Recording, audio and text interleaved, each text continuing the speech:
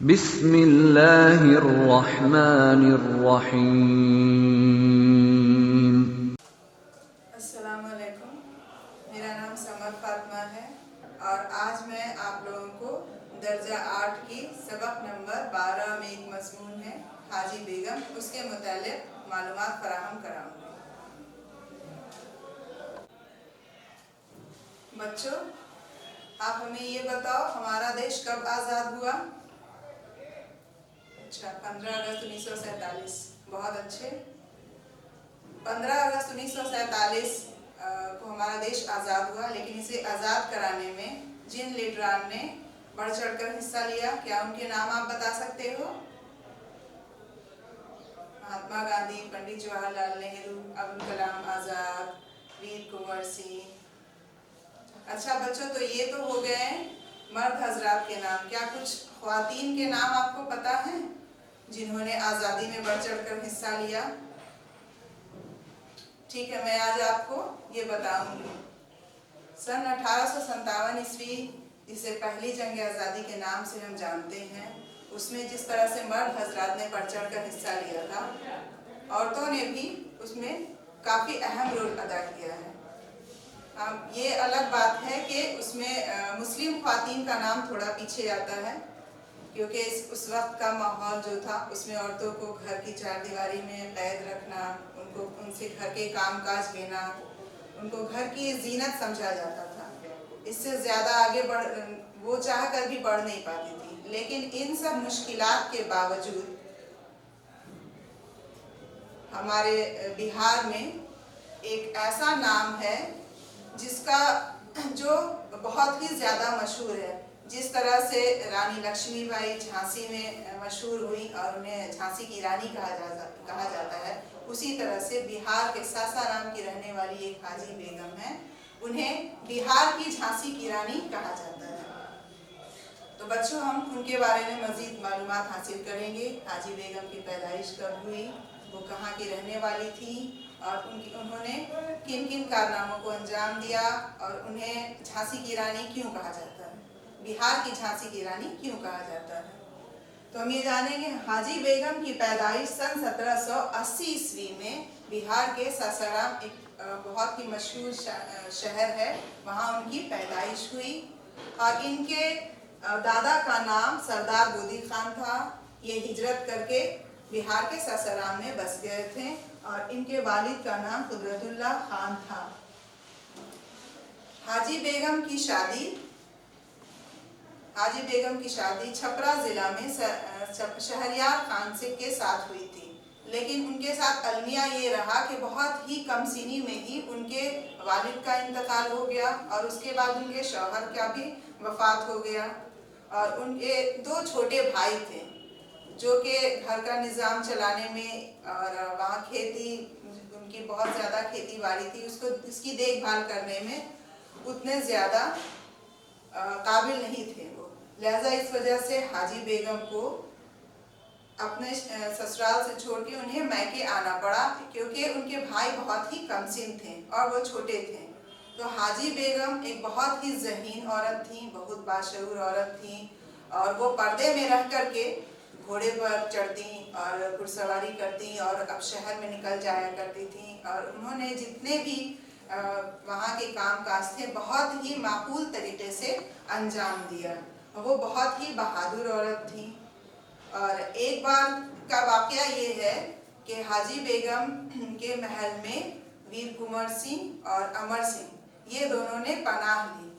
अंग्रेज़ों से लड़ते हुए उन लोगों ने यहाँ आकर के पनाह ली और उनको हाजी बेगम ने बहुत ही खुशदिली और खुश अखलाक़ी के साथ अपने यहाँ पनाह दी। लेकिन इसकी भनक अंग्रेज़ को लग गई और अंग्रेज़ों ने वहाँ पे 2 सिपाहियों को भेजा ताकि वो जाकर के उन्हें डरा धमका सकें और उनको बाहर वीर कुंवर सिंह और अमर सिंह जो थे उन्हें उनके सुपुर्द करें। लेकिन हाजी बेगम बहुत ही बावकार औरत थी और वो बहुत ज़्यादा हिम्मतवर औरत थी। उन्होंने अंग्रेज़ों के सामने घुटने टेकने से पहले उन्होंने जम के उनका मुकाबला किया और खुद हाथ में नंगी तलवार लेकर के वो उनसे लड़ने के लिए निकल पड़ी। ये देख करके जो आए हुए थे वो भाग खड़े हुए इस तरह उन्होंने वीर कुंवर सिंह और अमर सिंह की हिफाजत की। दूसरी औरत होती तो शायद डर जाती, लेकिन वो बहुत ही बहादुर औरत थी। इतना ही नहीं, उसके बाद वहां पे तो अंग्रेज उनको भाग गए, लेकिन अंग्रेज के दिल में कहीं ना कहीं ये फांस थी कि एक औरत होकर के इसने मुझे हरा दिया और मैं इनसे हार गया। तो उन्होंने दूसरी बार एक कुमक के साथ अपने फौज की टुकड़ी को भेजा उनसे लड़ने के लिए। इस बार हाजी बेगम भी जंग के लिए आमादा हो गई और ये जंग हुई उन लोगों के बीच में। लेकिन उनके साथ भी अलमिया बहुत रहा है कि हाजी बेगम के कुछ जो आदमी थे उनके महल के रहने वाले, उनमें कुछ गद्दार भी थे।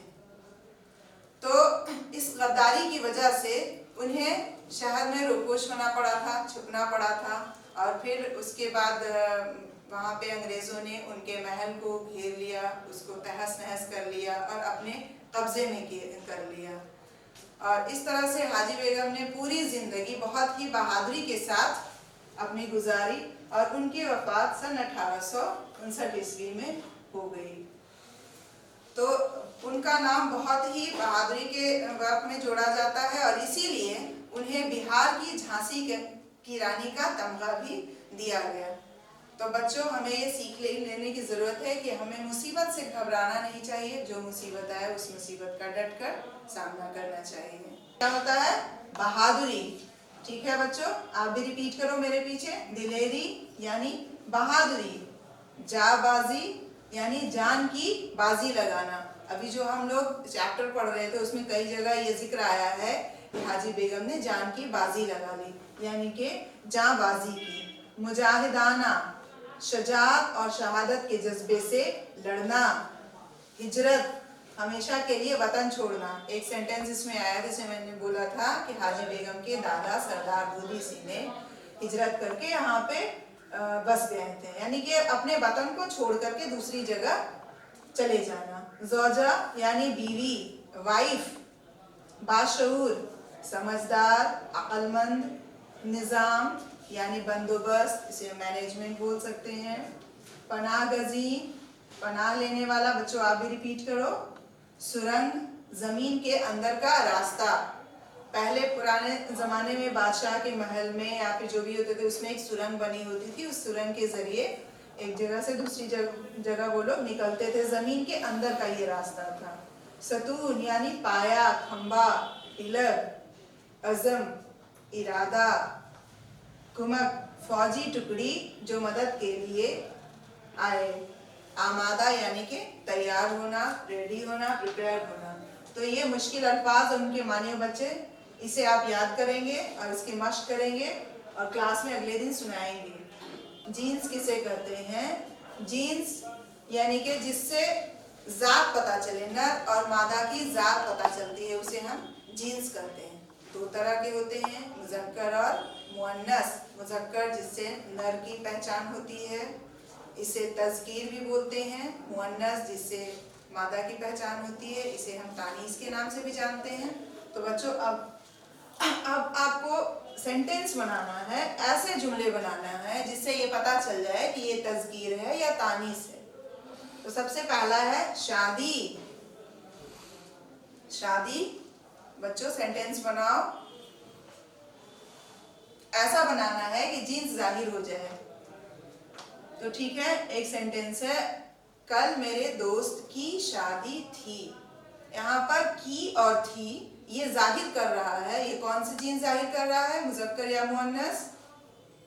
मुअन्नस, बहुत अच्छे। नकाब, नकाब, नकाब से हम जुमले बनाएंगे। नकाब उतर गया, यानी कि ये कौन सा मुज़क्कर है या मुअन्नस है? तो उतर गया, गया या जाहिर कर रहा है कि ये मुज़क्कर है। हिम्मत,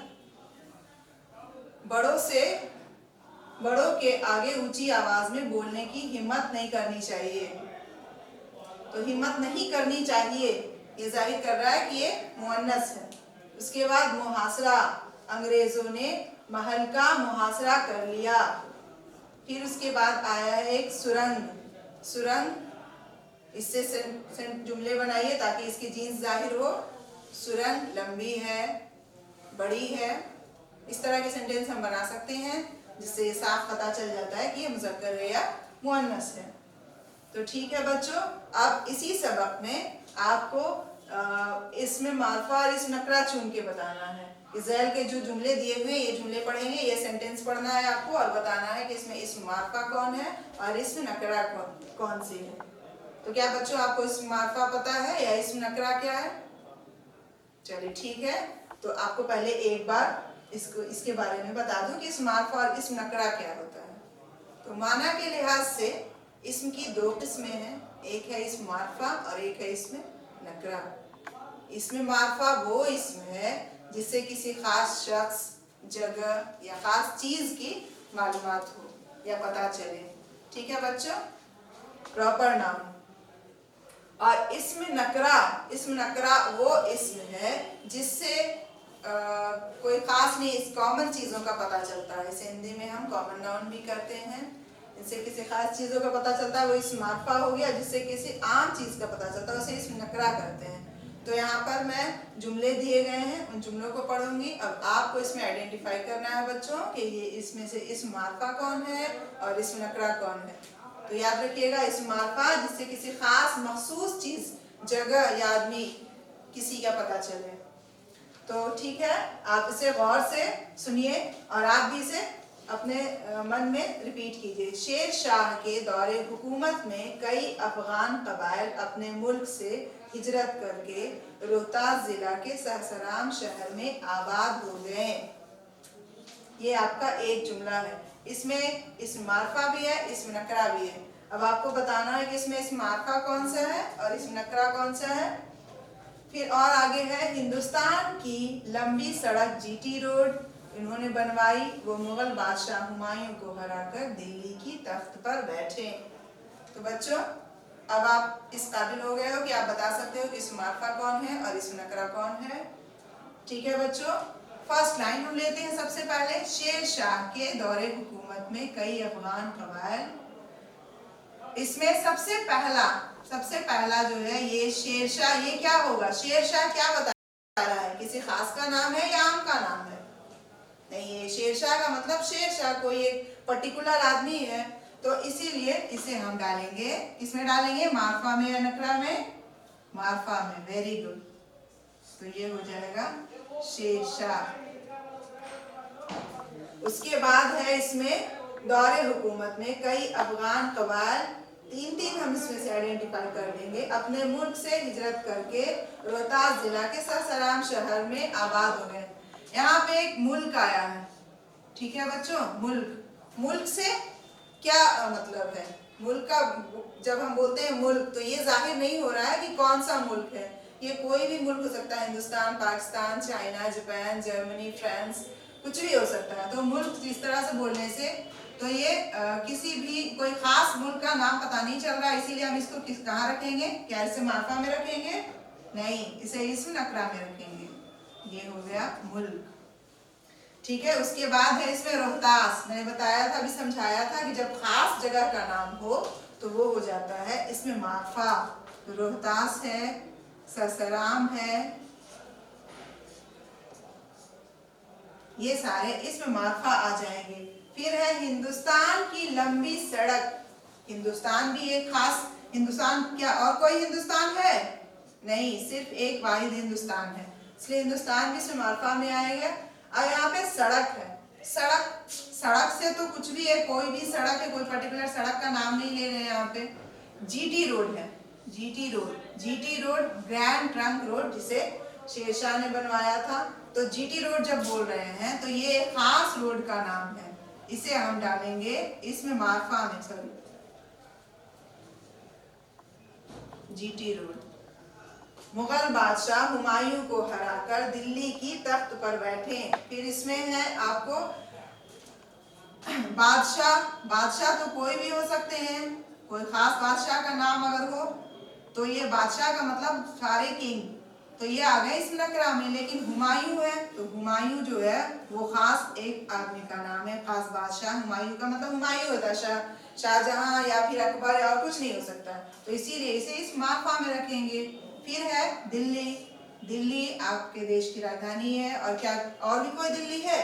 नहीं, तो इसे भी हम इसम मारफा में रखेंगे। तो इस तरह से बच्चों आपने देखा कि जो खास चीज को जाहिर करे, खास नाम, खास जगह, खास इसको जाहिर करे, उसे हम बोलते हैं इस्म मारफा। और जहाँ पे आम मालूमात हो वो इस्म नकरा कहलाती है। शुक्रिया।